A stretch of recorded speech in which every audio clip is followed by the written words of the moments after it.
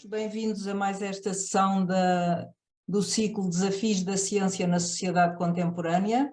Hoje vamos ter como apresentador o professor Rodrigo Cunha, com o título A Conferência é Comunicar Ciência. Eu devo dizer que quem normalmente faz a introdução e a abertura é a professora Salomé Paes, que é a presidente do Instituto de Altos Estudos, mas na impossibilidade de participar hoje, abrimos assim esta sessão. Portanto, passo imediatamente a palavra ao professor Henrique de Barros, que é o coordenador da sessão.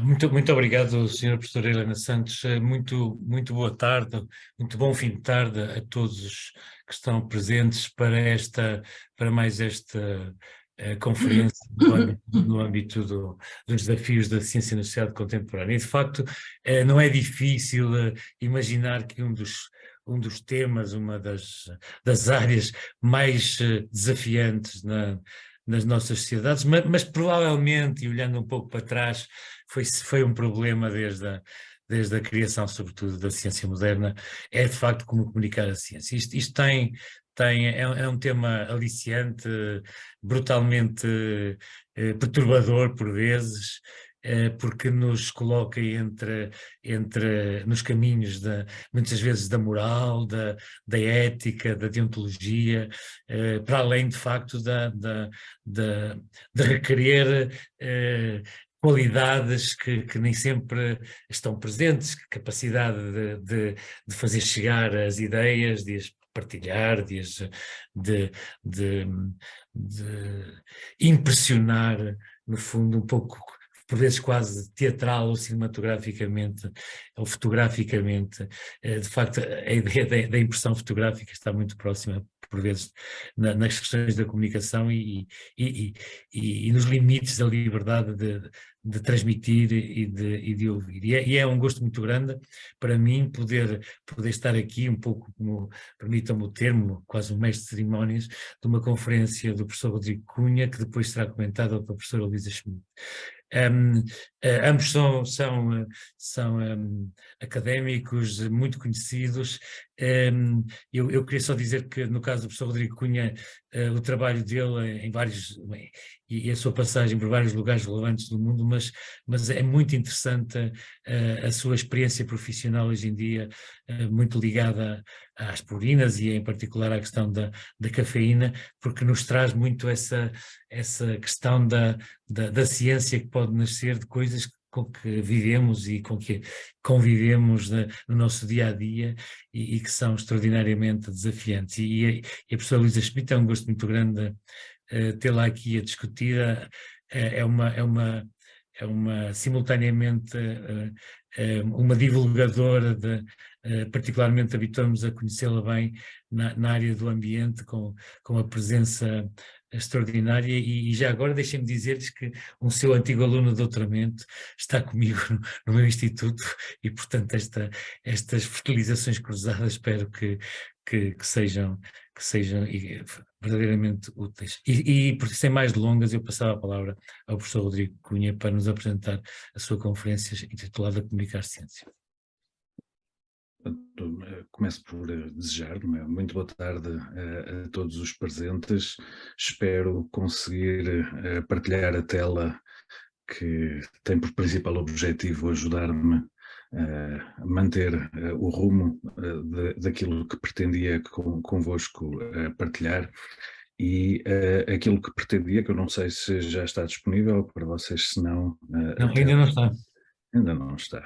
Vamos ver se ela quer aparecer. Já Sim, está, agora está perfeito. Já está, ótimo. Portanto, dizia eu, aquilo que eu pretendo apresentar é muito dentro da perspectiva, portanto, o primeiro diapositivo tema e não aparecer. Estes são sempre os problemas de... Agora vejamos. parece pelo visto anda muito bem para a frente, mas não gosta muito de andar para trás. Cá estamos. Portanto, em todas as apresentações é agora quase obrigatório fazer a declaração de interesses. Por causa da comunicação de ciência, enfim, tem menos peso, mas é uma questão de prática e de rigor da apresentação. Toda a perspectiva que eu vou dar, dizia eu, é uma perspectiva muito pessoal, é a perspectiva certamente do investigador, misturada com algumas experiências que tenho tido de participar em programas de comunicação, como o professor Henrique Barros mencionou, muito dentro da temática ligada à cafeína e ao café, e infelizmente muito mais no espaço europeu que propriamente em Portugal. Isso tem a ver certamente também com interesses económicos. Portanto, eu começava pela perspectiva de que aspectos relacionados com comunicação são intrínsecos à prática científica. Portanto, os cientistas são obrigados a ser comunicadores na medida em que não basta ter uma boa ideia por si, se ninguém a conhecer, não é algo que existe. É necessário comunicá-la, é necessário partilhar com outros, é necessário que seja aceite por outros para fazer parte daquilo que é o conhecimento comum. Portanto, os cientistas têm uma experiência grande e têm que aprimorar esta arte de comunicação, estas qualidades de comunicação entre a comunidade científica e para a comunidade científica, como, eu diria, condição sine qua non para poderem ter sucesso em termos da sua atividade. Portanto, a atividade científica baseia-se não tanto no fazer uma experiência, num gerar uma nova observação, mas na capacidade de comunicar essa observação e de fazer com que essa observação, sendo aceita pela comunidade científica, se torne parte daquilo que é o património de conhecimento. E, por outro lado, como cada vez mais os aspectos ligados a financiamento são centrais para a possibilidade de sustentar esta atividade científica, é também necessário aprimorar um segundo modo de comunicação, não da descrição de factos, integração de factos naquilo que é o corpo atual de conhecimentos para aumentá-lo ou mudar a sua direção, mas de tentativa de convencer para os benefícios resultantes da entrega de fundos para poder prosseguir novas direções em termos de investigação.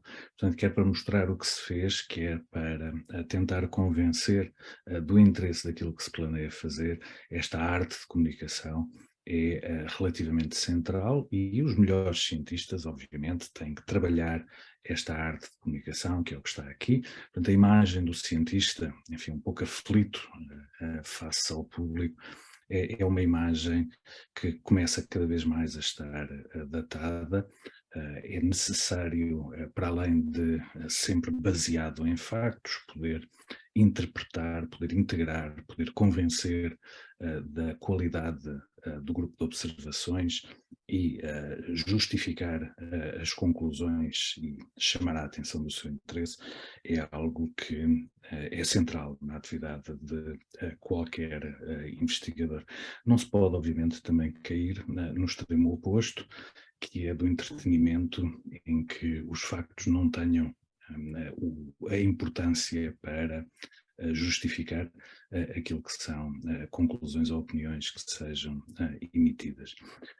Portanto, um dos aspectos que é central na atividade científica é precisamente a discussão, não é? Face à apresentação daquilo que são ideias baseadas em factos, elas são depois discutidas com vários membros da comunidade científica no sentido de filtrar aquilo que é, por vezes, demasiado extrapolativo nas conclusões que são retiradas e, por outro lado, muitas vezes também, felizmente, encontrar relações que possam ter passado despercebidas quando de uma primeira análise de um grupo de observações. Este contraditório é algo que é central na atividade científica. Portanto, os cientistas são profícuos e são eficientes, aqueles que têm sucesso, obviamente, na capacidade de comunicar aquilo que são os seus achados a colegas e também, porque é necessário financiamento, na capacidade de convencer do interesse de vir a desenvolver determinadas linhas de investigação. Mas aquilo que nós vamos conversar não é tanto desta comunicação dentro da comunidade científica, mas da comunidade científica para o exterior. E esta comunicação para o exterior, comparativamente à intensidade da discussão no interior da comunidade científica, parece-me ainda demasiado insípida. E a questão é, obviamente, perguntar porquê é que ela é insípida. E muitas vezes olhar para trás, olhar para a história útil e a perspectiva que tem ligado a comunidade científica ao público em geral e a perspectiva que o público em geral tem da atividade científica tem evoluído ao longo do tempo. Portanto, a primeira vez que me aparece um termo, pelo menos da pesquisa que eu fiz, de comunicação de ciência, é num edital datado de 26 de setembro de meados do século XIX, pela British Science Association, que pela primeira vez, enfim, põe preto no branco a importância de comunicar para a sociedade aquilo que é a evolução de factos científicos. Mas demorou aproximadamente um século até vermos, da parte do público, um reconhecimento da importância da atividade científica. Isso surge muito nos primórdios da Segunda Guerra Mundial e durante a Segunda Guerra Mundial, essencialmente com a capacidade que teve a engenharia de aproveitar muitos dos avanços da física em termos de processos de motorização e também com a introdução, algo, enfim, notável em termos de impacto na saúde, que foi o primeiro antibiótico, a penicilina, nos anos 30. E, portanto, nós temos aqui assim uma mudança de perspectiva. Pela primeira vez a ciência é visto como algo com valor, que dá um valor acrescentado à sociedade. Para isso também muito ajudou algumas publicações científicas, em particular a National Geographic, que fez um trabalho notável de tentativa de levar ao público em geral muito daquilo que eram avanços em termos de investigação científica. Surge pela primeira vez o questionamento da utilidade, digamos, da ciência, ou de quão útil é efetivamente a ciência para a sociedade nos anos 60, anos 70, onde, enfim, muito com a evolução da tecnologia de aproveitamento nuclear e, por outro lado, também, enfim, com o desastre da talidomida, que foi muito marcante na área da saúde, começa-se a questionar se a ciência tem que ser controlada pela sociedade. Portanto, começa a haver alguma preocupação por parte da sociedade de aferir de modo mais cuidadoso aquilo que é a evolução da ciência.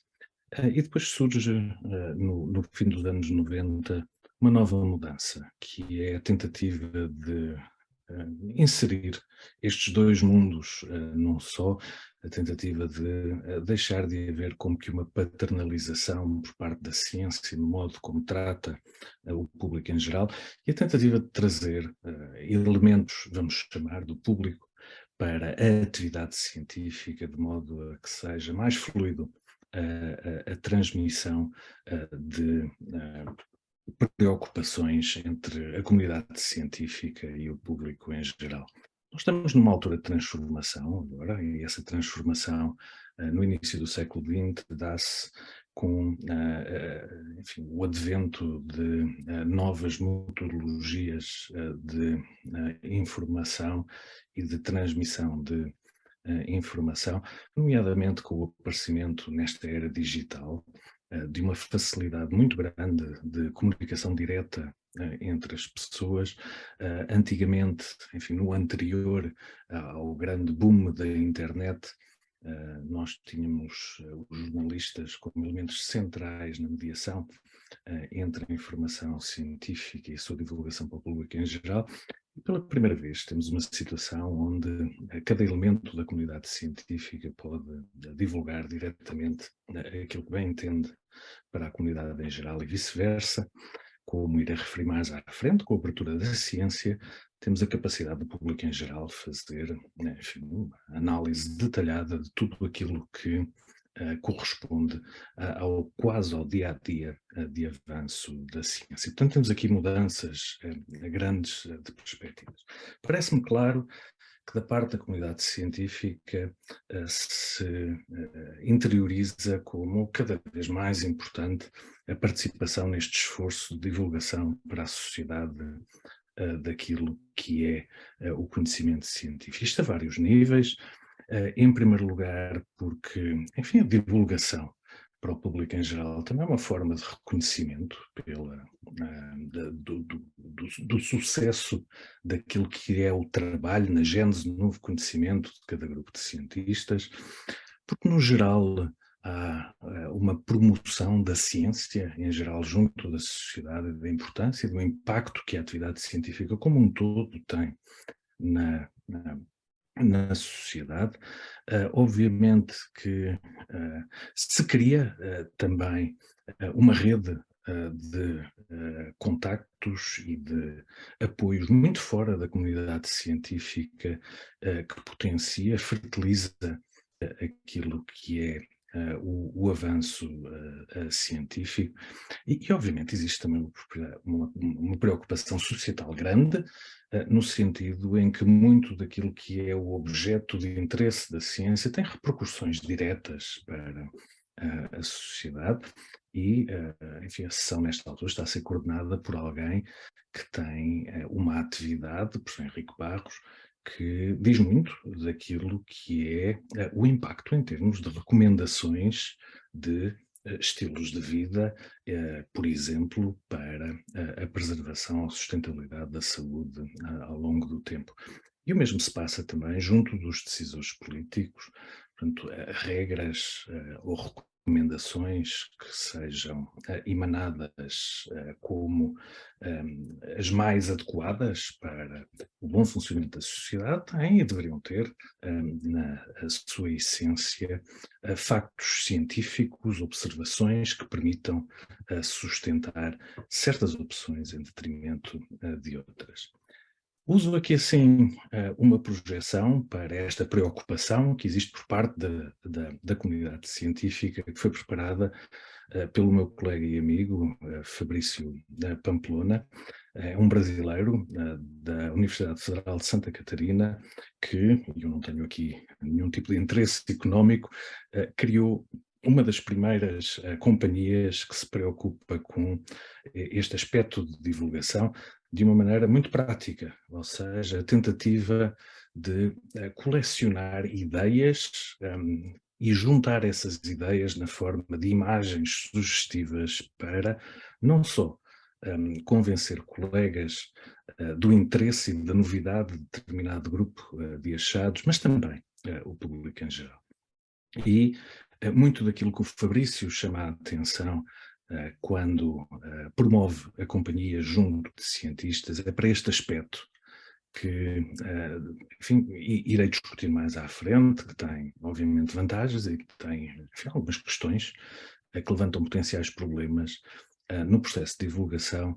É um termo em inglês que é difícil de traduzir para português e que resulta de uma mistura entre informação e entretenimento, e cria-se esta nova palavra que é um infotretenimento, ou seja, a simplificação que é necessário fazer do complexidade, por vezes, e enfim, das matizes associadas às limitações que permitem obter determinadas conclusões. O cuidado que existe em termos de atividade científica para balizar as situações em que é válida determinada conclusão são muito difíceis de transmitir para o público em geral, o público está receptivo a uma ideia simplificada e esta ideia tem que ser apresentada não só de forma muito clara, de forma muito simples, mas também de forma a chamar a atenção do público, e daí este conceito, digamos, de entretenimento que aparece aqui assim expresso. É importante ter a noção que quando se fala de comunicação de grupo de cientistas com o exterior, nós temos uma variedade de elementos que têm necessariamente que ser considerados neste processo. Portanto, nós temos o público em geral, que é uma noção abstrata da sociedade em geral. Muitas vezes isto é feito através de jornalistas, iremos discutir à frente, de modo muito rápido, a importância que têm os jornalistas neste processo de veicular a informação de dentro da comunidade científica para o público em geral, mas existe também preocupações de natureza educativa, preocupações de natureza, eu diria mesmo formativa, a nível de camadas mais jovens, aqueles que vão influenciar estas camadas mais jovens em termos de permitir uma cultura científica que permita uma aproximação do público em geral àquilo que são os objetos de interesse da ciência. Mas temos também contactos com agentes económicos em geral, com decisores políticos, por exemplo, e no caso particular da saúde, com grupos de doentes. Portanto, aqui temos situações onde há algo mais que aspectos culturais que são transmitidos e o teor das mensagens, obviamente, tem que ser sempre ajustado ao público que se antecipa ser o receptor destas mensagens científicas. Portanto, da parte dos cientistas, existe um aumento crescente, como já disse, da importância destes processos de divulgação científica. Existe, obviamente, uma motivação social, muitas vezes é a motivação primária, enfim, o choque que existe quando a sociedade apresenta e discute vários tipos de problemas de uma maneira que parece ignorar completamente aquilo que é o estadio de conhecimentos atuais da ciência. Portanto, eu peço desculpa de estar em inglês, isto são citações diretamente retiradas de várias obras que discutem estas problemáticas de comunicação. Portanto, quando nós falamos e vemos, aqui no caso de americanos, que cerca de 30% dos americanos, por isso simplesmente não acreditam que haja modificações climáticas, 2 em cada 10 americanos ainda estão convencidos que a Terra não é redonda. Não é? Quando nós falamos das vacinas, por exemplo, para estas infecções por SARS-CoV-2, portanto, a pandemia de Covid-19, nós temos números curiosos. 10% dos americanos acham que as vacinas não são mais que microchips, enfim, para espiar ou fazer enfim, aquilo que eles acreditam que possam fazer. Portanto, temos esta disseminação de informação que acaba por não ter uma base científica. Não é muito fácil de contrariar na medida em que, enfim, uma informação que é veiculada, que vai completamente contra a razão, é difícil de ser contrariada, porque obviamente quem veicula não tem preocupação de olhar para argumentos de natureza racional para eventualmente modificar a sua percepção. E é interessante, neste aparecimento de notícias que não têm base científica, é interessante chamar a atenção, eu peço desculpa esta aparente modificação de formato, mas o essencial está cá, que é só chamar a atenção que a filosofia social parece estar muito estreitamente associada com a utilização ou não de argumentos de natureza científica para sustentar qualquer tipo de opinião. Portanto, aqui é um estudo relativamente recente, interessante, que mostra que são os indivíduos que têm uma filosofia social mais conservadora, que, regra geral, estão mais ligados a estas crenças que não têm uma base científica quando comparados com indivíduos que têm filosofias sociais, talvez mais de natureza liberal. E isto leva, obviamente, a questionar também qual é o posicionamento social da ciência, onde é que os cientistas se situam nesta classificação de filosofia social.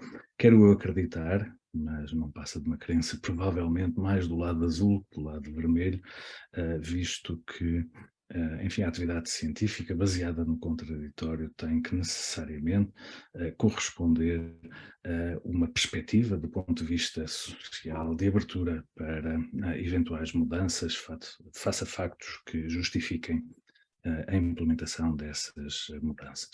Mas à parte destas motivações sociais, existe também uma motivação económica, claramente, por parte dos investigadores, para se envolverem de maneira crescente nestes processos de divulgação para a sociedade daquilo que é conhecimento científico. São fatores que, regra geral, escapam mais ao público não diretamente envolvido na atividade de investigação científica, mas a verdade é que o grosso da atividade de investigação, vamos lhe chamar fundamental, é suportada por dinheiro do contribuinte. Portanto, o conhecimento que é gerado por parte desta investigação fundamental é, regra geral, disponibilizado de modo público, aberto, em revistas científicas, e a verdade é que o grosso desta informação é aproveitada pelo setor privado e os benefícios económicos da atividade desta ciência fundamental, em larga medida, revertem não diretamente para o contribuinte, mas sobretudo para empresas do setor privado, e aqui temos, enfim, uma estimativa daquilo que são os retornos ou os lucros provenientes deste aproveitamento de atividade feita por parte de cientistas pagos pelo contribuinte para benefícios em termos de lucros no setor privado.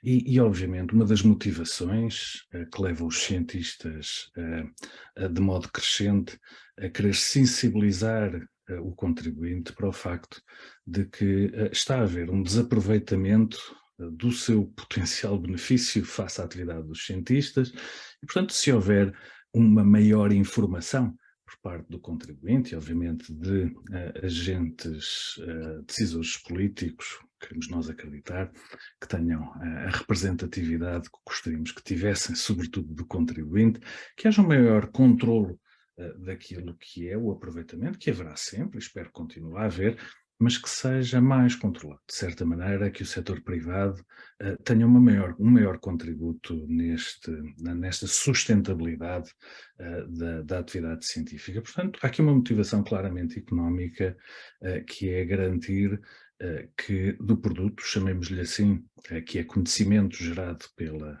ciência fundamental, se permita reaproveitar algum desse benefício em proveito da sustentabilidade desta atividade científica. Então, nós sabemos hoje e temos regras para, de uma maneira que entretenha, conseguirmos veicular informação científica, portanto, para chamar a atenção. Portanto, aqui são regras da Academia de Ciência Americana, enfim, que estão disponíveis e que formam a base daquilo que é, eu diria, o beabá de qualquer pessoa que se interessa por atividades de investigação. Tem que estar preocupado, tem que encontrar imagens, tem que encontrar analogias, tem que mudar a forma e a linguagem que é apresentada. Portanto, são tudo regras que estão relativamente bem expressas, têm a ver fundamentalmente com a área em que eu trabalho, da área de neurociências, não é?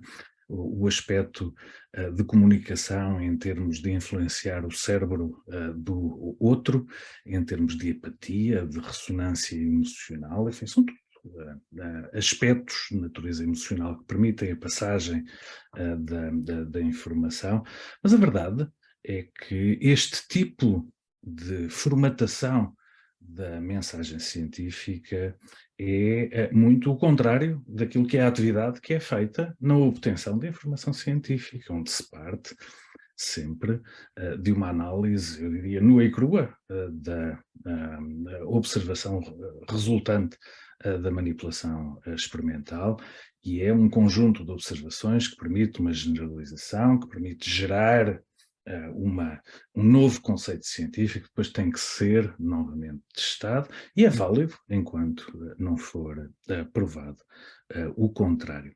Portanto, há este conflito entre aquilo que é a atividade de divulgação e aquilo que é a atividade intrínseca de investigação científica. Eu acho que é importante também ter a noção de que esta atividade de divulgação também devia ser visto como importante no sentido de tentar ensinar o modo como devem ser discutidos qualquer tipo de assuntos de relevância social. Portanto, uma das coisas que me deixa, enfim, mais surpreendido, eu diria quase angustiado, é, enfim, ver a esmagadora maioria das entrevistas que nós vemos nas televisões portuguesas, quer públicas, quer privadas, onde, com grande frequência, nós temos um entrevistado que é convidado para dar a sua opinião e que praticamente o entrevistador não o deixa falar, não é?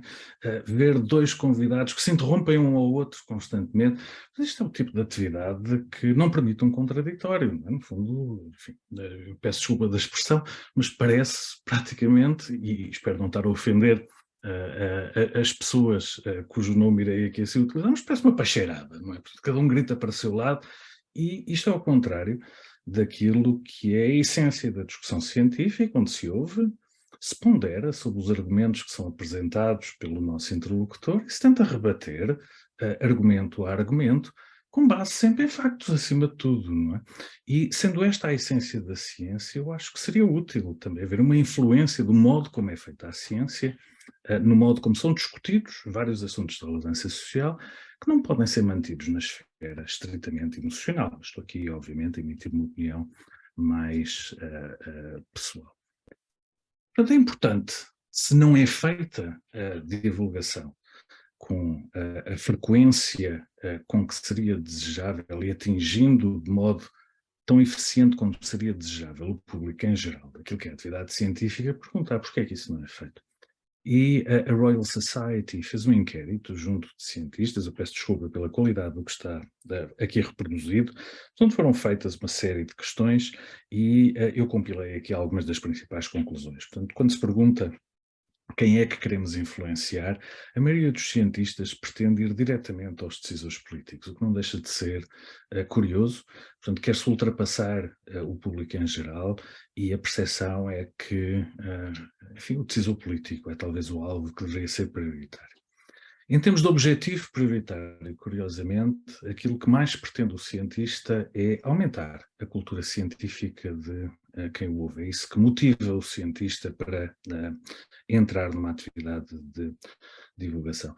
Quando se perguntam porque é que não fazem tanto quanto deviam, o tempo é utilizado como o principal argumento. Falta de tempo para poder fazer esta divulgação. E, finalmente, quando se perguntam o que é que poderia ajudar, claramente é uma maior participação dos jornalistas neste processo, com o argumento que não existe tempo, e os jornalistas poderiam ser eles os promotores, e haveria depois um apoio por parte de cientistas nesta atividade de divulgação. Portanto, isto é, enfim, algumas mensagens que emanam deste inquérito. Eu, obviamente, trabalhando, como já disse, em neurociências, tenho sempre muito claro da área do neuromarketing em geral, que os inquéritos são muitíssimo falíveis. A maior parte das vezes as pessoas respondem não aquilo que sentem na realidade, mas aquilo que esperam ver outros explanado em termos das suas respostas. E, portanto, seria interessante refletir um pouco se não existem outras motivações por parte dos cientistas que façam com que este processo de divulgação não seja tão eficiente como nós gostaríamos. Existem alguns que são fáceis de identificar. Portanto, um deles é este estigma de que quem sai do laboratório para ir para o jornal ou para a televisão, enfim, é um bocado um falhado, não é? Quando se sai do laboratório, quando se sai da área da ciência mais pura e mais dura, de certa maneira, enfim, fazemos isso porque não somos bons a fazer ciência, não é? Isto continua muito a ser visto como uma segunda escolha, digamos assim. Existe também este que normalmente se chama o efeito Sagan, do Carl Sagan, um excelente cientista, quando fez ciência a tempo inteiro, e começou a ser visto como um cientista pouco rigoroso, porque se envolveu muito em atividades de investigação. Isto não é obviamente nenhuma crítica ao Dr. Carl Sagan, que respeito muito, quer como cientista, quer como divulgador, mas é tirar daqui a ideia de que um cientista é visto como menos rigoroso se ele fizer muita divulgação. Não está o tempo que devia estar a fazer aquilo que devia fazer, que era atividades de investigação. Mas temos aqui, assim, enfim, várias outras limitações. Uma delas é claramente, e isto, enfim, qualquer um dos presentes que tenha atividades de investigação, sobretudo para além de atividade académica, sabe que é verdade, não é? O número de tarefas que são solicitadas para sustentar uma equipa de investigação e emprego para a pessoa e para outros dentro da universidade é bastante vasto, vai desde a secretariado até limpar o laboratório, portanto temos que fazer tudo um pouco. Normalmente os recursos são muito escassos face às necessidades, portanto aqui há que tomar opções, não é? Tomar opções de maneira muito crua também. Eu estou nesta altura a fazer uma atividade mais de divulgação e a pergunta que eu tenho que fazer de maneira muito honesta é, eu vou utilizar ninguém fica muito assustado, não é? Mas vou utilizar mais 10, 15 minutos nesta apresentação. Enfim, podia estar a escrever um projeto para obter financiamento, podia estar a escrever um artigo científico. E se eu fosse solicitado múltiplas vezes para atividades de divulgação, eu realmente vou ter que recusar, porque a minha atividade central não é a divulgação, a minha atividade central é gerar novo conhecimento e obter financiamento para poder continuar a gerar. Portanto, aqui a pergunta que eu deixo em aberto, porque não tenho resposta para ela, é como é que nós vamos valorizar esta atividade de comunicação de ciência. Temos também, peço desculpa, temos também, por vezes, queixas que têm a ver com o desconhecimento daquilo que é a área de comunicação em geral. E aqui, claramente, as parcerias com os jornalistas parecem-me ser a maneira mais óbvia de ultrapassar estas limitações. Claramente existe uma barreira grande entre aquilo que é feito no laboratório e aquilo que passa para o exterior, e a responsabilidade é obviamente dupla, não é? É, por um lado, uma falta de tempo, eu não quero dizer falta de interesse, mas é sobretudo uma falta de tempo e muitas vezes falta das competências adequadas para levar a cabo esta transferência de informação para a sociedade em geral, e por outro lado a sociedade que tem dificuldade em perceber aquilo que é a atividade científica muitas vezes. Portanto, uma das grandes queixas dos cientistas é sempre a limitada capacidade, a cultura científica da população em geral, e por outro lado o esforço que é contra a natura para um cientista de ter que ultrasimplificar a sua mensagem no sentido de a tornar perceptível. Eu tive a sorte de ser acompanhado desde muito cedo na minha atividade de investigação pelo professor Alexandre Ribeiro, já jubilado, professor de farmacologia da Faculdade de Medicina da Universidade de Lisboa. Ele sempre me disse, desde a altura em que eu era um estagiário de investigação, Rodrigo, se o Rodrigo não consegue explicar à sua mulher a Dias o que está a fazer, porque não percebe o que está a fazer, não é? Portanto, sempre fui formatado dentro desta ideia, mas hoje compreendo muitas vezes a dificuldade que é esta simplificação que é necessária, mas que implica muitas vezes, enfim, utilizando uma linguagem mais popular, muitos pontapés na gramática que deixam por vezes angustiado o cientista a saber qual é o limite de simplificação que pode e deve fazer. Claramente a cultura científica é um aspecto que é crítico para permitir o diálogo da comunidade científica com o público em geral. E a cultura científica exige esforço, exige muito esforço. E este esforço muitas vezes não é compreendido. Portanto, tal como a maior parte das pessoas que vê este ícone, nesta altura, português, o Cristiano Ronaldo, enfim, fazer o que faz bem, que é jogar futebol, não têm noção do que está por trás. As pessoas não têm noção das horas de treino que foram necessárias para eu poder ter o desempenho físico que tenho nesta altura. Tal como as pessoas não têm noção nenhuma para publicar um artigo na Science, por exemplo, este aqui é assim, nós começámos a trabalhar neste artigo em 2008, não é? O artigo foi publicado em 2022. Portanto, nós estamos a falar de tempos muito longos, com uma quantidade muito grande de pessoas, como veem aqui na lista de autores, que tiveram que se esforçar, eu não vou dizer diariamente, mas com uma frequência muito grande, no sentido de conseguir gerar aquilo que depois é um artigo de impacto dentro da comunidade científica. Mas isto apresentado ao público, tal como quando o Ronaldo marca um golo, ninguém percebe que existe uma quinzena de pessoas que estão por detrás diariamente a apoiar este indivíduo, desde aspectos dietéticos até aspectos de qualidade de som, aspectos de natureza psicológica. Portanto, há todo um apoio que está por detrás e que permite que seja possível este desempenho. E a cultura científica é algo que, enfim, não é compreendido pela sociedade em geral. Este gostaria que fosse um dos principais pontos que fosse retido pela audiência, é que a ciência é, acima de tudo, a gênese de conhecimento. E conhecimento é cultura. E a ciência procura gerar conhecimento, não procura gerar a utilização ou compreender a utilização desse conhecimento. Portanto, o cientista está preocupado nas razões que levaram um problema a ser um problema. Depois, obviamente, há uma segunda fase, que é o aproveitamento deste conhecimento na tentativa de resolução do problema. E esta noção de que a ciência é primordialmente cultura não existe na população. Eu dou dois exemplos. Aqui temos dos suplementos do jornal semanal, de maior tiragem em Portugal. Tem uma secção grande de cultura. Eu não me lembro de alguma vez ter visto discutido aspectos científicos, obviamente pode ser falha minha, mas é para dizer que é sempre a exceção em detrimento da regra. Dou outro exemplo, relativamente aos Lusíadas, que está aqui só para não me esquecer do exemplo. Um antigo presidente da República, enfim, foi fortemente criticado pela sua falta de cultura, por não saber quantos cantos tinha o Lusíadas. E eu pergunto, das pessoas que estão aqui assim presentes, quantos é que sabem, quantos cromossomas é que tem o homem, que é aquilo que define o homem como homem, do ponto de vista genético, pelo menos. Não é? Portanto, isto é cultura. Uma cultura tão importante para o dia-a-dia como é saber quantos cantos têm os Lusíadas. Vimos agora também, com esta explosão de divulgação associada à Covid, esta ideia de que esta vacina Covid, não é? Foi um marco,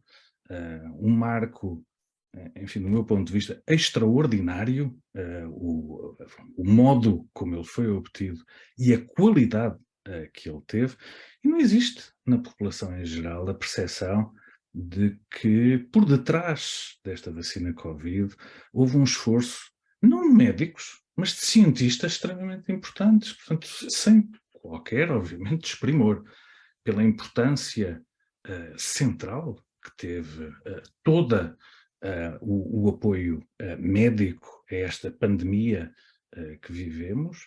A verdade é que foi da investigação mais fundamental da biologia do RNA que surgiu a informação, o conhecimento que permitiu a gênese desta vacina, que eu continuo a achar surpreendente a eficiência que tem.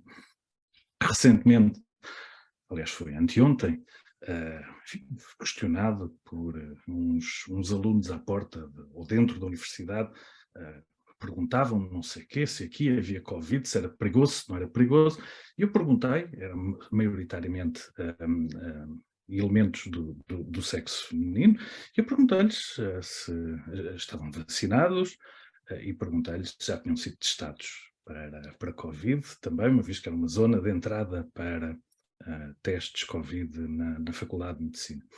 E eles disseram que sim, que já tinham sido testados e por aí em diante. Eu perguntei que tipo de testes. E aquilo que ficou, eram os testes, pois nós fazemos uns testes para ver o Covid, uns testes, e alguém disse, eu acho que era um PCR.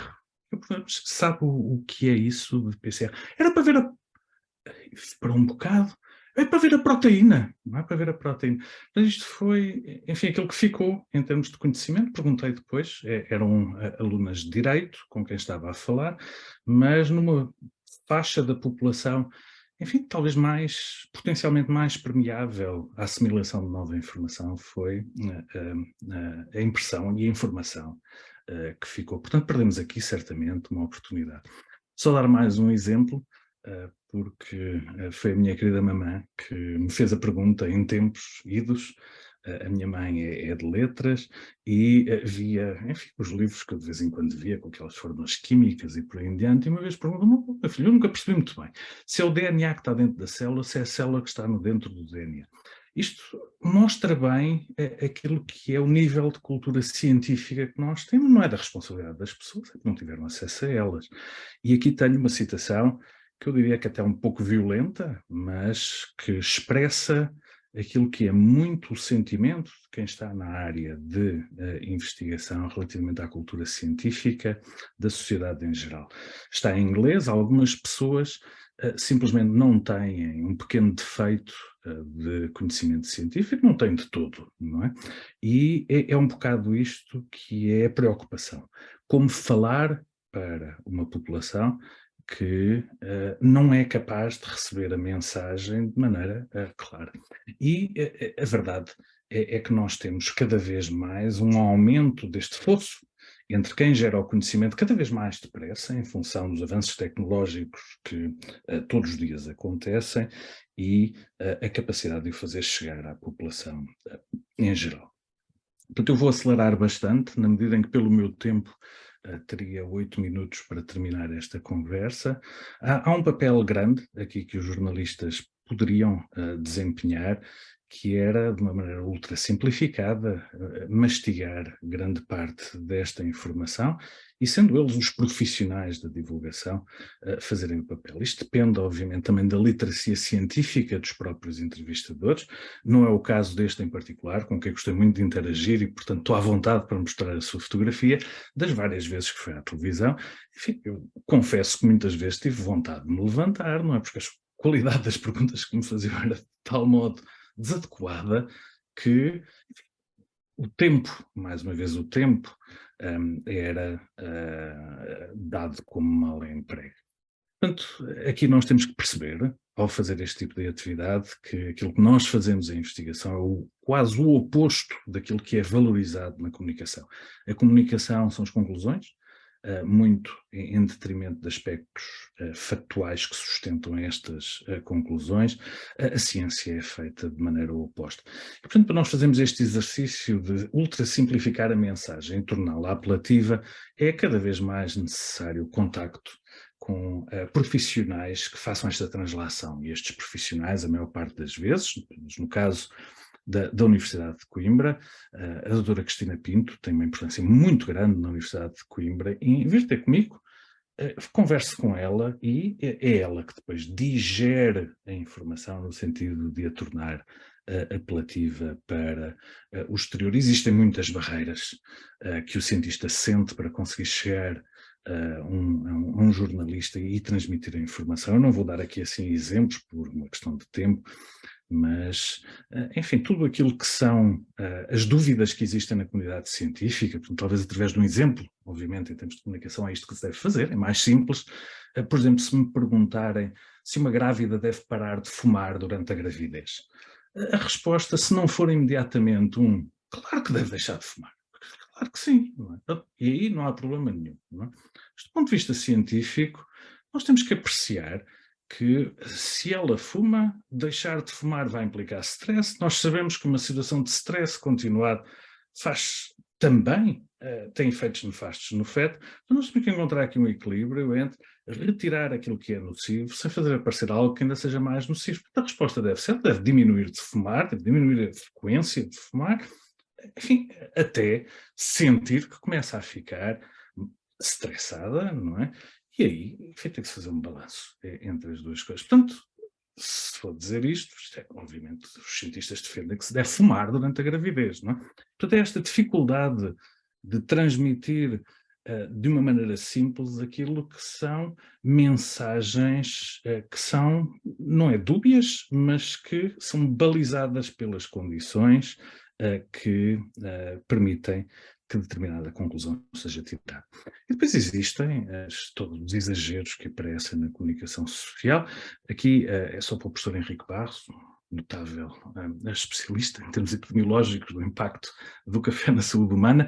Recordo-me ter apresentado um estudo onde se estudava o impacto, não do café, mas da cafeína, portanto nem era o café, em modificações comportamentais em animais que seriam sugestivas de potenciais situações de depressão, e o título que foi dado foi: o café curava a depressão. Eu nem estudei o café e provavelmente ofereceria uma recompensa notável por alguém que me mostre que algum rato está deprimido. Portanto, é este desconforto, esta dificuldade que existe, e esta dificuldade resolve-se com vários tipos de atividades, um dos quais, para mim, um dos mais eficientes, é trazer o jornalista ao laboratório, que é o que faz a doutora Cristina Pinto em Coimbra. Ela vem ter comigo ao laboratório, vê as coisas, fica muitas vezes admiradíssima com aquilo que vê, por isso escolhi esta imagem, que não é ela, não é? E a partir daqui tem mais facilidade para fazer esta transposição da informação de maneira enfim, controlada em termos daquilo que é a emocionalidade, sem perder o rigor. E, obviamente, são estas pessoas que depois conseguem fazer aquilo que é tão necessário, que é colocar a ciência no telejornal, uma maneira de falar, não é? Permitir que haja veículos eficientes de disseminação, sem sensacionalismos, com contraditório, que cheguem à população para mostrar aquilo que é o estadio de conhecimento e as limitações também do conhecimento científico atual. Nós temos nesta altura uma situação, vou andar rapidamente, de imediatismo hedónico, ou seja, as pessoas estão à espera muito rapidamente de satisfação imediata para qualquer tipo de estímulo que tenham que selecionar. Nós nesta altura temos inclusivamente cliques, não é, que dão origem a retornos publicitários, temos títulos mais ou menos espampanantes que chamam a nossa atenção a todo momento. Portanto, a nossa atenção é dividida por esta enormidade de potenciais estímulos, e gostemos ou não, é a emoção, acima de tudo, que desperta a atenção. Os cientistas têm responsabilidade aqui, muitas vezes são eles próprios que tiram conclusões abusivas e em grande quantidade, porque quanto mais citado é um artigo, maior retorno em termos de potencial financiamento, qualidade, chamemos-lhe assim, os cientistas vão ter. Temos também, enfim, situações onde há manipulações claras de dados estatísticos. Eu não vou contar aqui as histórias deste problema da estatística, um problema, enfim, que existe dentro da comunidade científica, inclusive. Eu costumo dizer aos meus alunos, em inglês, obviamente, que há...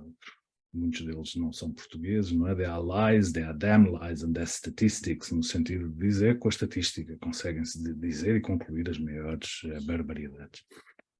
Temos também o aspecto de esta capacidade que as redes sociais nos dão de fornecer informação que é aproveitada de maneira muitas vezes abusiva.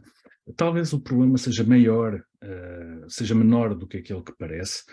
Aqui tem alguns estudos que mostram que há uma percentagem grande de americanos que consultam sites suspeitos, mas que o número de sites que consultam é relativamente baixo face ao número total que consultam. Alguns estudos sugerem que, apesar de serem consultados poucas vezes, têm uma tendência a ser propagados de modo mais rápido. Portanto, aqui os riscos são múltiplos, portanto temos riscos de natureza política, temos riscos de natureza ecológica, temos riscos de saúde pública. Só conseguimos controlar isto através de um aumento da cultura científica e de uma boa qualidade de divulgação científica, e aqui a educação é obviamente relativamente crítica. Portanto, tem aumentado de maneira dramática o acesso direto dos cientistas ao público. A questão é saber se isto é acompanhado de uma maior cultura científica. Há algumas notícias que são da responsabilidade exclusiva da comunidade científica. Aqui tem uma relativamente às redes 5G, que aumentam a propagação de coronavírus. E, quer dizer, quando nós vamos ver a notícia original. É uma coisa quase ridícula. Portanto, aqueles que tiverem tempo e paciência para ler o artigo vão ver que estes indivíduos, que são especialistas, essencialmente a ver galinhas e o tempo que elas permanecem a andar quando lhes cortam a cabeça, o que do ponto de vista ético é pelo menos questionável, medem umas ondas de morte que, enfim, matematicamente muito rebuscadas, isto não significam, em termos objetivos, algo que seja pelo menos alguma vez reproduzido por alguma outra pessoa. E, portanto, tudo isto que aparece, enfim, é uma coisa que, enfim, eu não vou dizer que eles falsificaram a informação toda, mas quer dizer, é uma coisa que está muito longe de poder sugerir aquilo que é o título que é apresentado no trabalho. E este é um estudo, para mim, muito curioso, que mostra a quantidade de dinheiro que foi deitada à rua com esta aflição que a sociedade sentiu em ter que investigar, de repente, o Covid-19, e que surgiram, enfim, uma quantidade de jornais predatórios que se aproveitaram destes dados, que não significam nada, porque o trabalho, enfim, foi feito em cima do joelho, não é? E o tempo é crítico para a investigação de qualidade, o contraditório quase não existiu, enfim, existiu, enfim, uma quantidade enorme de dinheiro deitada à rua. Estou quase a terminar, só para chamar a atenção daquilo que são as grandes limitações atuais que nós temos que tentar resolver, a intermediação e a falta dela com o excesso de informação e, por outro lado, com estas filosofias sociais que são determinantes para formatar a opinião a priori de quem se interessa por receber uma mensagem de natureza científica. E a verdade é que não é com argumentos lógicos que nós convencemos as pessoas. Infelizmente, aparentemente, aquilo que é mais eficiente é o combate do sensacionalismo com o sensacionalismo. É isto que mostram os estudos que são feitos. Enfim, tem aqui assim um site para quem estiver interessado, o que é uma coisa que me deixa, enfim, um pouco arrepiado, mas será um novo paradigma e é com isto que eu termino, que nós vamos necessitar. Portanto, passou o tempo em que nós fazíamos uma experiência, víamos os resultados, escrevíamos um artigo, íamos beber uma cerveja. Hoje é obrigatório a comunicação destas ideias para o público, e só com esta comunicação é que o ciclo é efetivamente fechado, só com esta comunicação é que a ciência é efetivamente aberta. Portanto, é não só necessário abrir os dados, dar acesso aos dados de modo livre, mas também permitir que o público saiba utilizar estes dados. E, portanto, cada vez mais é necessário inserir o público naquilo que é a atividade científica para o público poder fazer uso desta informação. E conhecimento é poder, a vários níveis, e, mais uma vez, termino com aquilo que é matéria de reflexão, que aparentemente não é com evidências objetivas que nós conseguimos influenciar a opinião pública.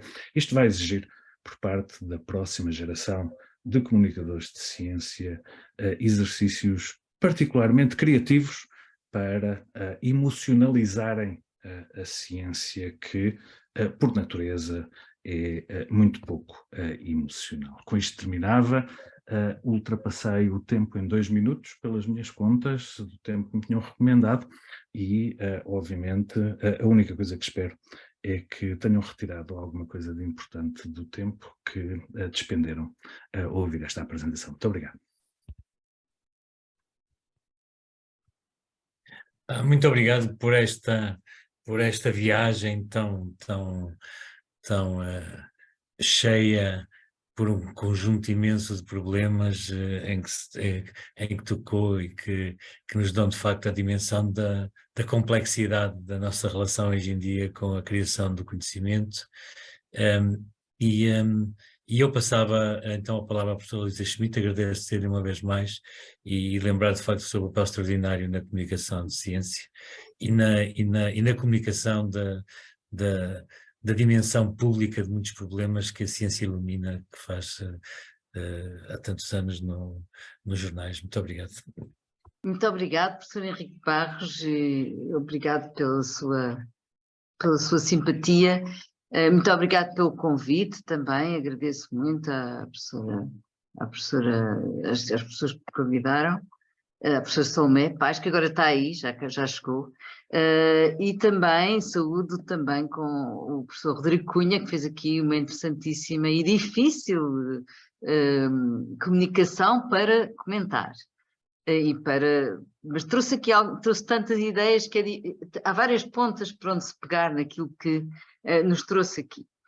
Mas eu começava logo por uma ponta quando mostra aquele, lá ainda nos tempos idos, aquele cientista aflito, para querer aquela imagem do aflito, do cientista aflito, mas como é que eu vou comunicar isto ao público? Não é?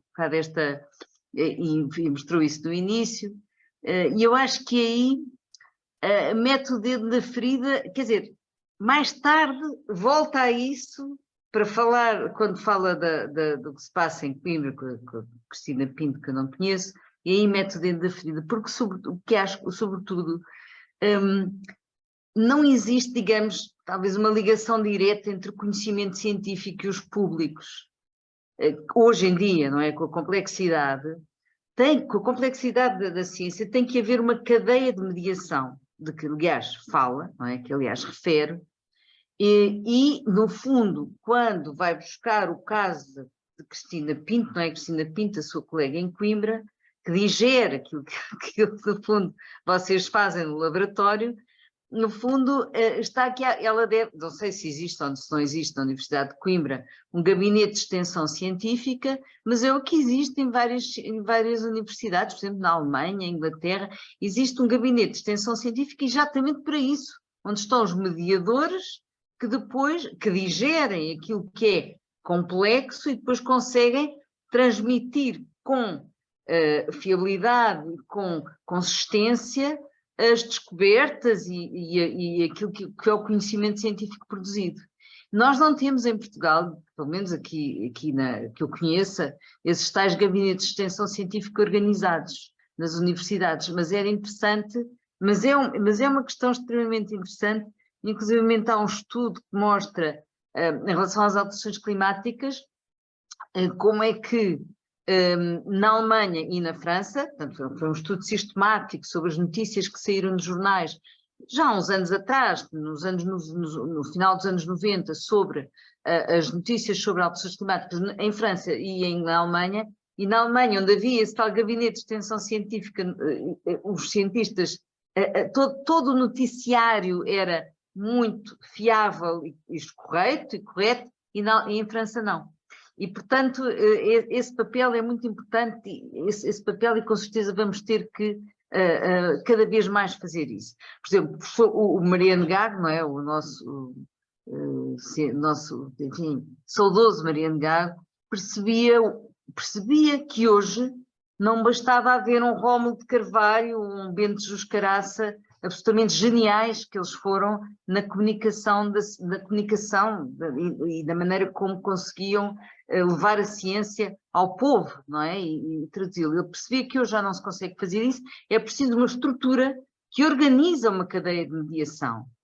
E daí ele ter criado a ideia do Ciência Viva, nasce um bocadinho desta noção que ele tinha, da enorme falta que faz a real presença, tanto para o jornalismo, não é? Como para os mediadores, essa figura do mediador. Portanto, o Ciência Viva é muito importante nas escolas, portanto, para levar a ciência às escolas de uma maneira muito mais correta e escorreita, e depois, por outro lado, para fazer também alguma mediação com os jornalistas. Portanto, os profissionais, era muito importante restaurar também no jornalismo, que falou bastante e que eu sou bastante sensível, e acho que já vamos falar em algumas semelhanças que há entre jornalistas e cientistas, mas era muito importante profissionais na área da ciência. Nós já tivemos em Portugal um grupo forte de jornalistas da ciência. E isso que foi, e digo-lhe exatamente quando é que isso começa, quando de repente se havia os jornais, há um momento na história da comunicação social em Portugal, não é? Que é os anos 90, o início dos anos 90, quando começam vários jornais, o Público, Independente, as rádios, quando as rádios são regularizadas, são regulamentadas, as televisões privadas, tudo isso, e nessa altura cria-se, dá-se muita importância e há um grupo de profissionais da área da ciência, profissionais de jornalismo na área da ciência. E era muito importante, e isso tem vindo a perder-se, sem dúvida. Há jornais que o mantêm, não é? E o Azul, por exemplo, no Público é um exemplo, e há um ou outro jornalista nos jornais, mas não tem a mesma força que teve naquela altura, e era muito importante recuperar isso. Portanto, haver também jornalistas da ciência, não é? Porque isso perdeu-se um pouco. Há alguns, são muito bons, alguns que existem, mas nos tempos que vivemos, onde a ciência está presente constantemente e faz parte do nosso cotidiano, era fundamental que esses jornalistas tivessem. Houve até formações, houve muita movimentação nessa altura, e hoje, de certo modo, por diversas razões, tem a ver também com uma certa crise dos mídias, com a substituição, a perda, de certo modo, da figura forte que era o editor, não é? Como um gatekeeper. Isso tudo está numa certa mudança. Numa mudança em que, ao mesmo tempo, aparecem todos os outros mídias, não é? E as redes sociais ganham uma força enorme, enorme. E, portanto, aí já estamos lá nós. Também era preciso haver influencers, como esse seu amigo brasileiro que falou, não é? Que referiu, haver influências nestas áreas. Nós temos os TED Talks, mas não chega, é preciso mais, é uma coisa que vá tecnicamente e cientificamente mais longe, não é? Porque hoje também já não basta essa mediação dos jornalistas, já é preciso intervir naquilo que são também o que chega mais rapidamente e mais fortemente às pessoas, que são as tais redes sociais. Portanto, uma coisa que vá tecnicamente mais longe. Falou o National Geographic, aliás, tenho o National Geographic desde o número 1 até à atualidade. Vou fazer coleção, felizmente deixou-me. Mas foi um exemplo muito importante, não é? Os mídias, mas lá está, os mídias não eram os cientistas que escreviam, eram os mídias que atuavam como intermediários entre os cientistas e os cidadãos. Embora, atenção, uma coisa importante, os mídias não são também, e os jornalistas não são atores passivos, não é? Eles também, por isso é que é tão importante, como não são atores passivos, como moldam as notícias, como escolhem o que é relevante e o que é que não é, mostrou aí vários exemplos. Por isso é tão importante esta ideia do jornalista da ciência. E a propósito de jornalistas e cientistas, de facto estava aqui a pensar que há coisas muito semelhanças. Liberdade de pensamento. Portanto, um bom jornalista e um bom cientista tem que ter liberdade de pensamento. Tem aqui bases comuns muito interessantes. Depois outro, liberdade de expressão. Completamente, os dois partilham esse valor. E depois o outro, a pesquisa sem limites, sem barreiras. Não é? São 3 valores que estão nos jornalistas e que estão nos cientistas. Agora, as diferenças, quais são as diferenças principais? Coisa muito importante é a rapidez, não é? É o que estava a dizer, ninguém percebe o que é que está por detrás de uma descoberta, o tempo que está por detrás de uma descoberta científica. Um jornalista é imediatista e tem que ser, faz parte dos critérios jornalísticos. Depois a outra coisa tem a ver com os objetivos, com a linguagem, não é? E com a lógica operacional. Pronto, mas isto eram parênteses. Mas, portanto, a primeira coisa que eu queria pegar era nesta sua ideia e voltar a reforçá-la, não é? Que é uma ideia que traz, mas que eu penso que ainda tem que ser reforçada. Tem que ser reforçada cada vez mais. Depois, mas atenção, outra coisa, a propósito disto dos influencers e da capacidade das redes sociais, é evidente que pode haver um influencer que seja, como, não sei, talvez esse seu amigo Fabrício, o tal, gostei da ideia, infoentretenimento, porque nós vivemos também na era do entretenimento, e já lá vamos, não é? Mas ele no fundo simplifica a complexidade, não é? E esta é uma utilização benigna da comunicação da ciência, mas pode haver uma utilização, não é? Uma utilização maligna das redes sociais, por exemplo, o que falou aí também, que é contra a ciência dos negacionistas dos factos científicos básicos, os que dizem que a Terra é plana, afinal não fomos à Lua. Quer dizer, e eles baseiam-se em técnicas comunicacionais altamente sofisticadas, em marketing, bem preparado, não é? E por isso é que têm tantos seguidores, não é? E isso portanto, há uma técnica de manipulação da opinião pública que se tem vindo a sofisticar muito com a ajuda das novas tecnologias, da inteligência artificial, e aqui a contraciência apoia-se nisso. Portanto, isto hoje temos aqui mais uma pedra no sapato, que é a contraciência a organizar-se muitíssimo bem para tornar coisas absolutamente inacreditáveis, não é? E criar autênticos grupos enormes de pessoas portanto, criar uma espécie viral, portanto, criar coisas virais de negacionismo primário. E isso aconteceu. Nisso também aconteceu com as alterações climáticas portanto, esse era outro aspecto que eu queria dizer. Portanto, isso pode dar para o bem, essa tal do seu amigo, mas também pode dar para o mal. Agora, um terceiro aspecto, ainda dizer ainda, é que nós hoje até sem um artigo de opinião, mas que eu já tinha lido ontem, sobre a inteligência artificial, que é o ChatGPT, já todos ouvimos falar, não é? Que estamos atualmente com obstruções muito perigosas, não é? Que esse ChatGPT, que é o tal software de inteligência artificial criado pela Microsoft, que não só conversa, responde a perguntas, como cumpre ordens criativas da nossa parte, não é? E já levou grandes editoras da ciência, como sabemos, a assumir que pode ou não ser aquela autoria, não é? Podem ser os artigos feitos por robôs. Isto é já outra escala, não é? De sofisticação e perigosa, não é? É uma coisa que já estamos a entrar nessa era. Vamos ver como é que vamos resolver isto, é porque nós estamos com estes problemas todos e estamos sem resposta ainda para eles. Depois, vou ver aqui um bocadinho de água. O outro grande problema que nos traz e de que falou é a questão que o professor Rodrigo Cunha fala da incultura, e é verdade, não é?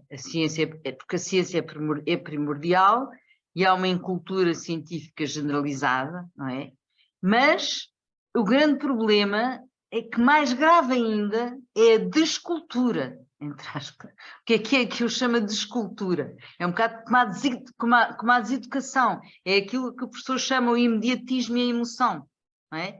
Que é produzido de forma, outra vez, altamente sofisticada, utilizando um marketing muito bem, e um marketing manipulatório muito forte, para embrutecer populações. Não é? E quando nós olhamos, portanto, desde a estratégia de entretenimento mediático das redes sociais, até à publicidade, até a muitos influencers, mesmo muitos influencers, sobretudo aqueles influencers que não servem para nada, do nosso ponto de vista, não é? Mas que estão ali para entreter as pessoas nas coisas mais fúteis e mais inúteis e algumas completamente errado, enfim, quer dizer, é um entretenimento sem... Quer dizer, é que esta descultura é realmente pensada, não é? É trabalhada, é uma forma de manipular e atenção, os jovens são um target, são um grupo ótimo para o entretenimento, não é? E o marketing, e para este marketing, e a publicidade também, e as fake news também, isso. Portanto, nós ainda não temos também resposta à altura para isto que está a acontecer. Eu tenho falado muitas vezes na questão do problema também das escolas, é a deseducação, é a deseducação constante que os jovens estão sujeitos e que depois criam aqueles problemas enormes com os próprios professores, com a falta de concentração, com vários telemóveis, tudo isto, quer dizer, estão sujeitos e depois quando saem da escola entram nesse processo deseducativo, não é? Portanto, aqui a questão da cultura é aqui fundamental e a ciência tem um papel muito importante a desempenhar aqui, não é? A ciência e os mediadores de ciência nas suas diversas funções, desde os museus até às áreas protegidas, até tudo o que tem que ver, até tudo, não é? Até à própria universidade, que podia ter uma ligação muito mais forte com as escolas secundárias, mas isso é outra coisa. Depois o professor falou, e portanto temos que levar isto em conta e temos que perceber ainda que ainda não percebemos tudo a este nível, portanto estamos perante desafios para os quais ainda não temos resposta à altura, porque eles estão a acontecer agora. Isto é tudo muito recente, não é? Depois, falou da motivação económica. Isso é uma coisa interessante, porque falou da motivação económica no sentido de que muita da ciência que é paga pelo Estado e que serve ao privado, não é? Mas depois também há outro aspecto que não falou, mas que tinha abordado no resumo que mandou e que também é importante, para além do financiamento público com retorno privado, e disso tem que ter que ser mais pensado, é também, e isso nós sabemos que também continua a existir, não tanto em Portugal, não tanto na Europa, mas muito nos Estados Unidos, que é o financiamento da ciência, não é? O financiamento da ciência não pública, que por detrás de muitas dos financiamentos, nós temos grandes empresas. E há um estudo muito interessante da Agência Europeia do Ambiente, que se chama Late Lessons for Early Warnings, e o que é que eles vão estudar? Vão estudar o tabaco, o amianto, o DDT, portanto, todas essas áreas, todos esses problemas, não é, que levaram as empresas a financiar cientistas, mas também jornalistas, comunicadores, na altura, não é?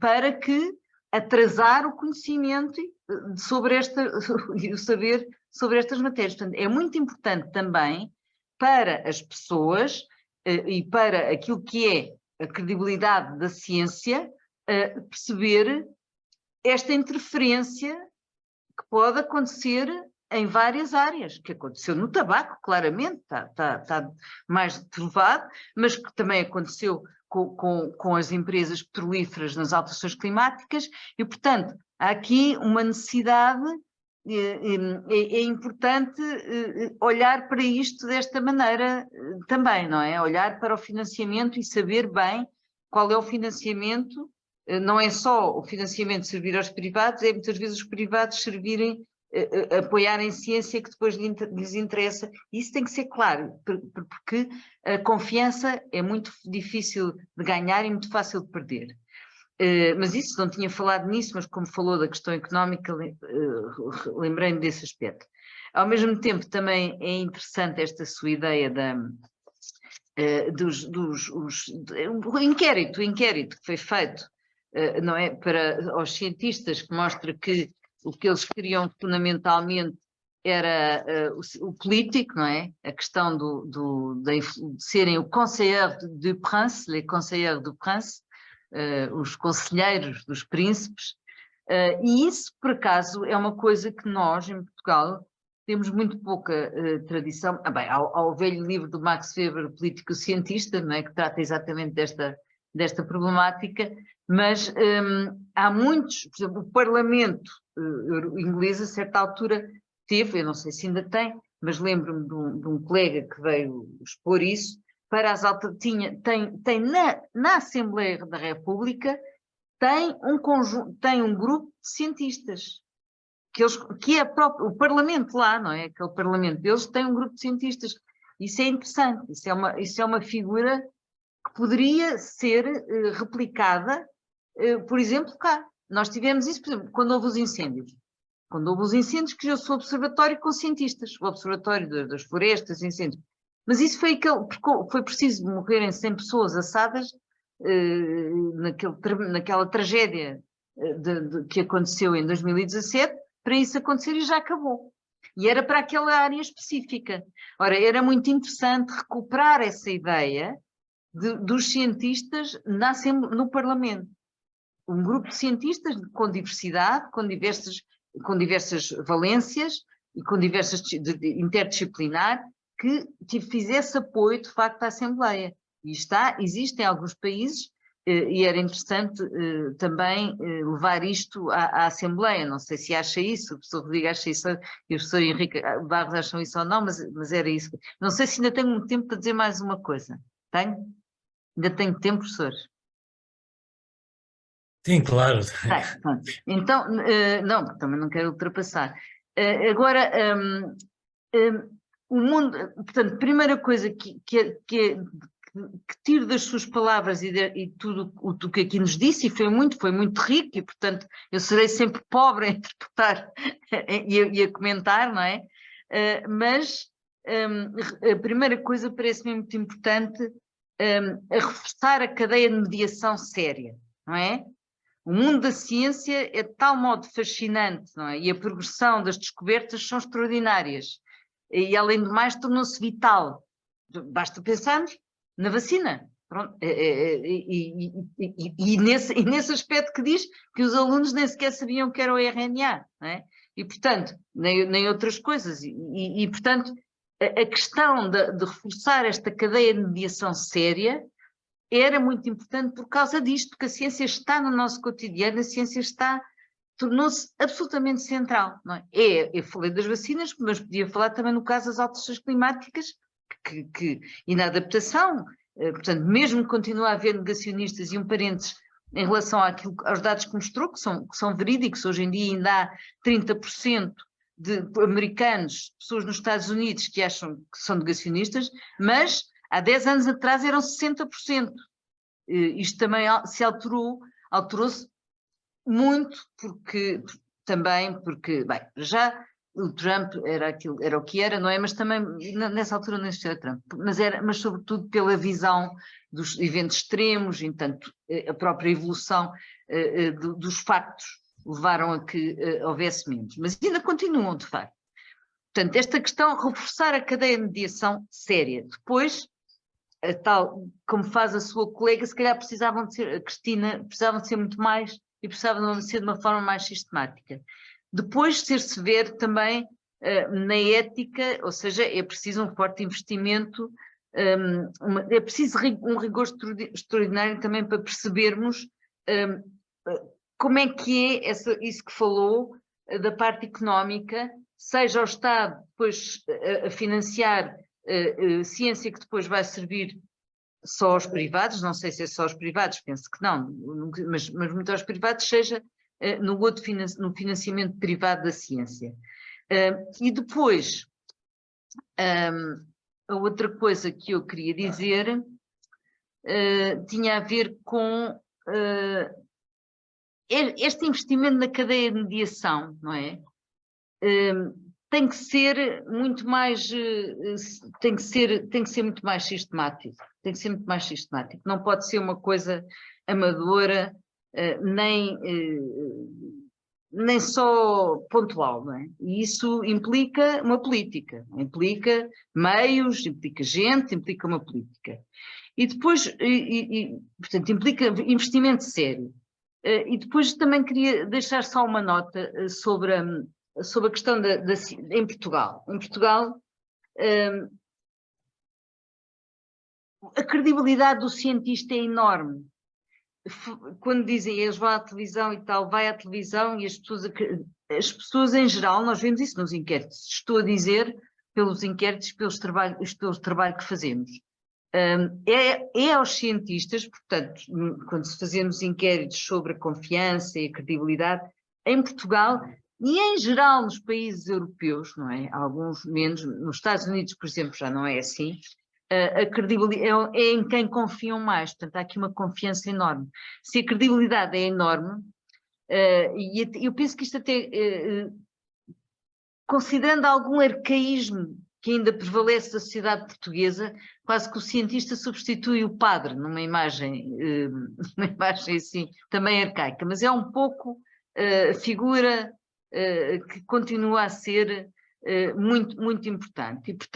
E muito importante e muito credível.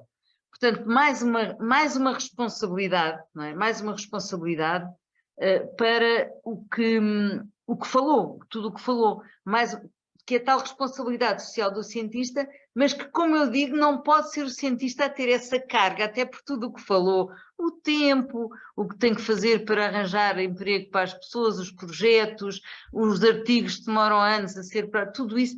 Tem que haver, o que temos que investir e o que temos que insistir cada vez mais é, de facto, nessa parte da cadeia de mediação, desde o ciência viva até ao jornalista, passando pelos gabinetes de extensão científica e com capacidade mobilizadora. Portanto, tem que ter gente, meios, plano, porque o conhecimento científico hoje tornou-se central para tudo.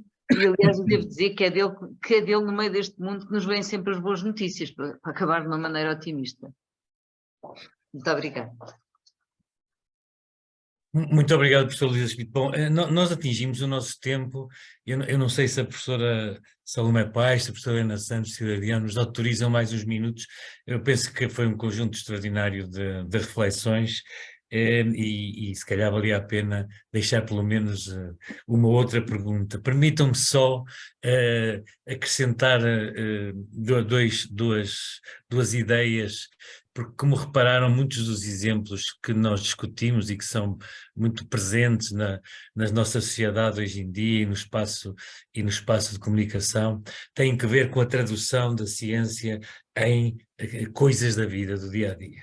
E aí é extraordinária a quantidade de conflitos e de interesses e de partes interessadas que estão neste jogo. E na área em que eu trabalho, nós tendemos muitas vezes a olhar, digamos assim, para a ciência que se faz, colocando em três prateleiras, se me permitem a simplicidade. Uma que tem a ver com o que nós podemos chamar de investigação académica, ou eu gosto mais de investigação guiada pela curiosidade. A outra é a investigação chama operacional, aplicada, que procura perceber como é que as coisas que nós sabemos estão a funcionar. E, finalmente, a investigação numa tradução simples, para a advocacia, para pressionar, para levar à eventual tradução do que se sabe, à mudança na realidade. E de facto, o mundo em que nós vivemos, na minha perspectiva, deixem-me, se me permitem colocar aqui, a questão da comunicação está infelizmente pouco na ciência guiada pela curiosidade, naquela que é verdadeiramente a que vem, começa a descer à terra das alturas das torres, e que tem uma lógica de funcionamento, tem um tempo completamente diferente, e caminhamos sobretudo para uma ciência que procura perceber como é que podemos mudar rapidamente o nosso dia-a-dia, e de facto ela tem que negociar, tem que saber negociar várias coisas, o seu financiamento, por um lado, aquilo em que ela mexe com a nossa vida. Deixem-me dar-lhes um exemplo muito rápido.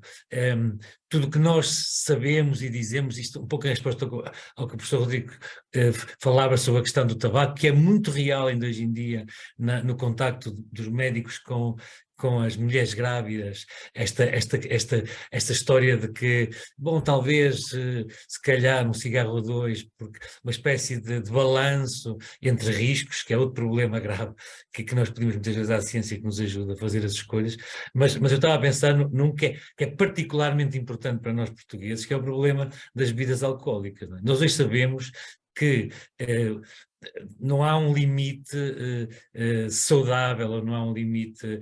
o limite saudável é zero, no sentido, pelo menos da saúde, como nós depois medimos por intermédio das doenças, se calhar para a nossa felicidade ou para a nossa animação em alguns momentos da vida, obviamente a história é outra.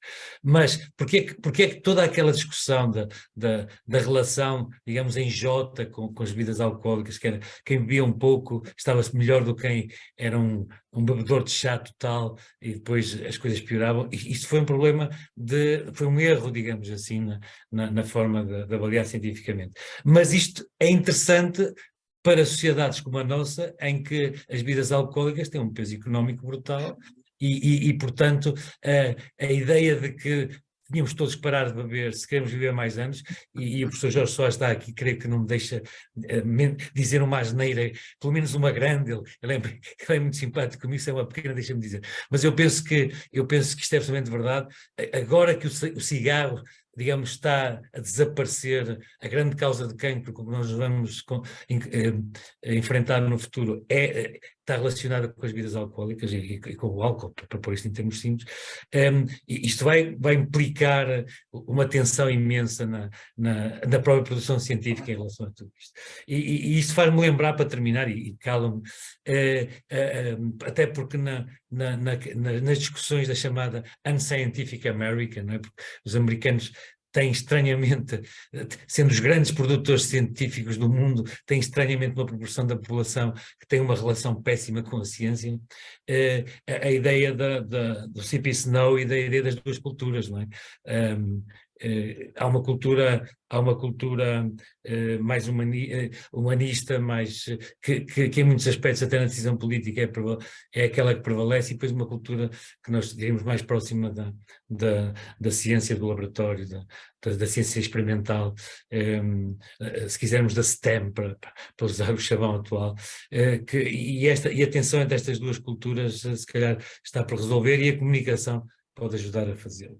Eu penso que esta sessão foi extraordinária, este tópico foi imenso, mas então, se nos permitissem mais uma meia dúzia de minutos para algumas perguntas, que eu lhes pedia que fossem perguntas desta vez mesmo, e não comentários nem tão longos quanto o meu, sobretudo não tão longos quanto o meu. Aliás, havia aqui uma para o professor Rodrigo, não sei se viu exatamente, que era sobre a tensão entre, para a mesma questão científica, e aparentemente, aquilo que muitas vezes é usado, não é? A ideia de que cientistas diferentes têm respostas diferentes, e em que medida é que como é que isso se explica, em que medida é que a comunicação nos pode ajudar a navegar estas coisas, e em que medida é que isto também não pode ser usado para desacreditar a própria ciência, não é? De uma maneira muito rápida, em primeiro lugar, agradecer à Luísa e ao Dr. Henrique os comentários que fizeram, um e outro, sobretudo sem qualquer desprimor, professor Henrique, sobretudo da parte da Luísa, a capacidade de sistematização de ideias, que mostrou aquilo que é óbvio, não é? Quem está mais perto do jornalismo tem uma facilidade que os cientistas certamente não têm de apresentar de modo muito mais evidente e claro a informação. Mas, para responder rapidamente à pergunta, o contraditório é algo que é intrínseco da ciência. Portanto, a exceção é encontrar dois cientistas que tenham exatamente a mesma perspectiva sobre um problema, e é isso que faz a riqueza da ciência, e é da pequena interseção entre diferentes ideias de diferentes indivíduos que apreciam de modo diferente a evidência que ainda está disponível, que emerge aquilo que nós podemos chamar a verdade científica, e a maior parte das vezes, face a um problema e uma questão, há perspectivas diferentes, porque nós ainda não conhecemos o suficiente para poder ter uma resposta que caia na interseção da opinião de duas pessoas, e, portanto, que coincida.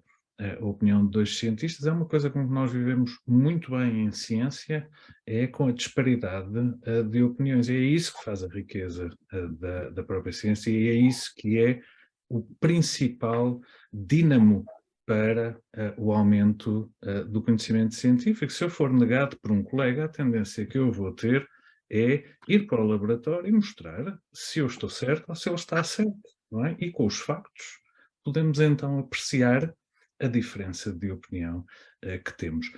Tem toda a razão em dizer que isto parece enfraquecer a ciência junto do público, porque o público tem alguma dificuldade em entender este mecanismo de contraditório e tem um bocado de dificuldade em criar a sua própria impressão, ou seja, a partir de duas opiniões dispares, face aos factos que estão disponíveis sobre determinado assunto, estabelecer aquilo que é a sua opinião, e para isso é preciso uma cultura científica, é preciso esforço. Não é? Eu não sei se respondi à pergunta, pelo menos é a minha opinião Não, sim, sim, a pergunta era de um dos nossos colegas ouvintes e o que eu transcrevi do chat. Eu não sei se há mais questões, algum comentário. Desculpem-me que eu não consigo ver toda a gente. E obviamente, enquanto vai procurando, não é obviamente só reforçar aquilo que foi a opinião expressa do Dr. Luísa da importância que tem, obviamente, a mediação em ciência. Eu acho que é fundamental. A parceria daquilo que é o sítio onde se gera o conhecimento dos profissionais que a sabem divulgar, julgo eu, que será central de futuro. Como é que nós vamos lidar e juntar isso à internet? Isso é outra questão. Não é? Pois, podíamos era prepará-los também para isso, porque nós ainda não percebemos bem como é que vamos lidar com todo este potencial da internet, quer dizer, a vários níveis. Nem na escola, por exemplo, nós nas escolas devia haver logo, por exemplo, na Suécia já existe, há na educação logo a forma, nunca houve a descodificação dos mídias, a descodificação das redes, é fundamental fazer isso com as crianças. Agora, independentemente, porque depois elas são esponjas para absorver o conhecimento científico. Mas é importante, não é? Começar logo a introduzir conhecimento científico e introduzir e perceber como é que esta nova forma de comunicação, que é tão forte, não é? Que tem a ver com as redes sociais, pode ser, com as tecnologias todas, pode ser utilizada, tem que ser descodificada e lidar com ela. Agora, esta pergunta que está aqui, é interessante a Verónica Ferreira, não é? Realmente é muito interessante, há trabalhos também interessantes por exemplo, sociólogos que vão para o laboratório, mas também de jornalistas. Por exemplo, em França fizeram uma experiência interessante, jornalistas no laboratório. E a mesma coisa também é, claro que os cientistas não têm tempo para ir para um jornal, mas um jornalista num laboratório é muito importante para perceber o método científico, para perceber isso que estava a dizer, não há da contradição, não há a maneira como se constrói ciência, as contradições, as voltas e as contravoltas, não é, que a ciência dá. E isso também podia ser uma experiência interessante a fazer. Depois há outros casos interessantes também, que se chama, fazem muito também nos países nórdicos, que se chama Shop Science, em que as pessoas têm um problema qualquer numa localidade e vão a uma universidade e pedem, imaginem, vão construir uma central, não digo uma central nuclear que é para não dar ideias, mas vão construir uma central de incineração num sítio qualquer. E as comunidades preocupadas vão à universidade e pedem, façam-nos um trabalho, um estudo para percebermos como é que, o que é que as implicações que isto tem. Portanto, esta proximidade também é algo muito interessante, não é? E muito importante. Não é? Isto é uma coisa que esses países têm mais tradição de fazer, nós não temos nenhuma, porque nós também nos mantivemos, em Portugal também havia muito mais a tradição do cientista na Torre, não é? A Torre de Marfim, e aí penso que aí o Mariano Gago deu um impulso muito grande à comunicação da ciência, não é? Muito grande, não sei se concordam comigo, mas foi fundamental para que isso acontecesse, não só a visibilidade e a força da ciência, como a comunicação da ciência e a ciência para a cultura pública. Trazer a ciência para a cultura pública, que é essencial. Aliás, se me permitem, falou agora num exemplo da incineração, o primeiro momento de que eu me lembro de grande efervescência em que a ciência foi posta no palco foi exatamente há 25 anos com a co-incineração. Com a co-incineração. E muito curioso, professor Henrique Barros, tinha havido antes a incineração, e sabem os cientistas que emitem muito mais dioxinas e furantes, não é? Se não for bem controlado, do que a co-incineração, e não deu polémica. Exatamente. Foi uma situação, de facto, o que também tem a ver com o contexto, não é? Com o contexto, na altura, não é? Foi a primeira grande polémica. Mas, enfim, Também só deixar aqui uma muito pequena nota de Sim. uma coisa que foi levantada. Eu já tive a ocasião de ser chamado 3 vezes ao Parlamento para prestar, enfim, os esclarecimentos, as opiniões que eu tenho, não são esclarecimentos nenhuns, são as opiniões baseadas em factos, o que mostra que, enfim, pelo menos numa parte da classe política existe esta noção de que pode eventualmente haver algum benefício de uma informação baseada em factos para poder tomar melhores decisões. Sim, mas está a ver o que é existir um corpo de cientistas ali, presente. Isso é logo outra coisa completamente diferente, não é? E isso é que podia ser muito interessante. E importante mesmo, como eles fizeram para os incêndios. Depois não seguiram nada do que eles mandaram, também temos essa experiência, que depois também não seguiram nada das conclusões do relatório, que aquilo foi um trabalho muito interessante, produzido, eu li, tive a ocasião de ler, por razões até profissionais, tenho um projeto, li aquilo tudo, muito interessante, ninguém seguiu nada, e depois acabaram com aquilo e pronto. Quer dizer... Eu peço só imensa desculpa, mas há uma pessoa chamada Roberto Burgos para falar. Pretendia falar, a pessoa peço desculpa ter... Não, muito obrigado, eu ia dar a palavra, já tinha reparado que tinha levantado a mão. Faz favor. Onde é que está? Não está? Está com o microfone fechado. Ah. Alô? Sim.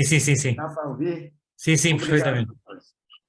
Eu realmente eu gostaria de ter feito alguns comentários sobre o que o doutor Rodrigo falou e a doutora Luísa, mas como eu não tenho muito tempo, pelo menos eu quero me apresentar. Eu sou brasileiro, meu nome é Roberto Burgos, eu sou o vice-presidente executivo de desenvolvimento estratégico da Academia Brasileira de Ciências Econômicas, Políticas e Sociais, do Rio de Janeiro, né? Muito prazer para todo mundo, boa tarde para vocês, aliás, para mim, e boa noite para vocês, suponho que são 4 horas, são 4h30, estou aqui num calor de 28 graus centígrados, né? E uma ameaça de chuva para as próximas horas, com céu nublado, mas aquela chuvinha de verão, próprio do Rio de Janeiro. É isso que eu queria dizer, me apresentar, e na próxima vez eu gostaria de falar alguma coisa sobre a nossa academia, né? E hoje eu fico muito contente, gostei muito da apresentação do Dr. Rodrigo Cunha e da doutora Luísa, né? Que realmente foi uma aula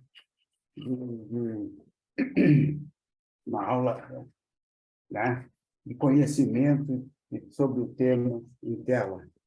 Obrigado a todos, pessoal. Obrigada. E as ordens aqui no Brasil. Obrigado. Muito obrigado. Obrigado. Então, muito boa tarde a todos. Eu, em primeiro lugar, gostaria de pedir desculpa por este contratempo que foi absolutamente imprevisto da minha parte, mas devo dizer que consegui, através do telemóvel, seguir toda a conferência do professor Rodrigo Cunha, que agradeço e que foi cheia de informação de interesse e que nos desperta ainda mais para este problema da comunicação de ciência, e também, obviamente, agradecer ao professor Henrique Barros e à professora Luísa Schmidt, a quem eu não posso perder a oportunidade de perguntar aquilo com que me tenho questionado a mim própria, que é por que não temos na formação dos nossos jovens uma formação mista para cientistas, jornalistas, em que adquiram as valências mútuas que lhe permitam fazer uma divulgação de ciência com rigor, porque entendem a ciência e porque entendem o jornalismo. E eu penso que não existem nas nossas licenciaturas ou nas nossas universidades esta valência, ou então até de pós-graduações, que permitam a cientistas que se interessem por esta área da divulgação da ciência entender o jornalismo, inclusive até vindo às semelhanças que a professora Luísa Schmidt nos trouxe tão importantes e que fariam com certeza que tivéssemos com quem contar para termos gabinetes de informação, porque não temos seguramente quem, mesmo que os tenhamos, mesmo que sejam criados, depois quem é que temos com capacidade, com competência para termos essas pessoas a dar-nos a promover uma boa comunicação de ciência com rigor e com capacidade de atingir o público que precisa de saber de uma maneira simples aquilo que a ciência com rigor vai descobrindo e com a qual nos vai premiando, digamos assim, o valor dos nossos cientistas. Obrigada, professora Salomé. Eu creio, já existem alguns mestrados de comunicação de ciência em Portugal, não é? E a ideia é exatamente, não existem há muitos anos, não é? Mas existem. E a ideia é exatamente criar essa figura do mediador da ciência. E já temos já um ou outro a funcionarem, não é? Eu sei que há muito poucos, como aliás a Muito professora poucos. dizia, e houve quase aqui há uns anos e depois entrou no esquecimento. Sim, e depois também, e depois repare, depois é preciso também criar essa figura profissional, não é? Exato. Já existem os comunicadores já existem cursos de comunicação da ciência, mas a figura profissional do mediador ainda não é valorizada ainda e é preciso criá-la, sem dúvida nenhuma. Tem que haver um movimento dos dois lados, não é? Criar a figura e ter quem possa, com competência, exercer essa profissão, digamos assim. Eu agradeço mais uma vez a vossa excelente colaboração, tanto enriquece este programa da Academia das Ciências e, de facto, penso que talvez, começando a falar mais e cada vez mais na necessidade, haja alguém que ouça e que se crie